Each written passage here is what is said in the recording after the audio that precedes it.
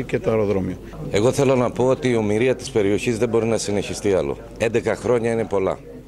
Θέλω να πω επίσης ότι σήμερα είχαμε μια συγκεκριμένη ημερομηνία 15 Μαΐου δημοπράτησης του έργου. Ελπίζω και εύχομαι να υπάρχουν επενδυτές. Από ό,τι δήλωσε ο Υπουργός, υπάρχει σήμερα μεγάλο επενδυτικό ενδιαφέρον. Εκείνο που θέλω να τονίσω είναι ότι η περιοχή που θα υποδεχτεί το νέο αεροδρόμιο της Κρήτης, το Καστέλι, και ο Δήμος Μινώα Παιδιάδας πρέπει να τύχει αντισταθμιστικών ωφελών προς όφελο των κατοίκων και του τόπου γενικότερα. Κατέθεσα ένα υπόμνημα στον Υπουργό με τις θέσεις του Δημοτικού Συμβουλίου.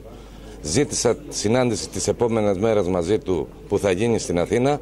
Ο στόχος ο δικός μας είναι το αεροδρόμιο να συνδεθεί αναπτυξιακά με την ευρύτερη περιοχή του Δήμου μας και τα αποδοτικά ωφέλη είτε στο επίπεδο της εντοπιότητας σε δουλειά είτε στο επίπεδο των συνοδών έργων που είναι απαραίτητα να γίνουν είναι τέτοια ώστε η περιοχή και οι κάτοικοι της να επωφεληθούν από αυτό το έργο που ξαναλέω για μια ακόμα φορά ότι σήμερα για δεύτερη φορά ακούμε ημερομηνία και ελπίζω τις 15 του μήνα να υπάρχουν επενδυτές για να μην έχουμε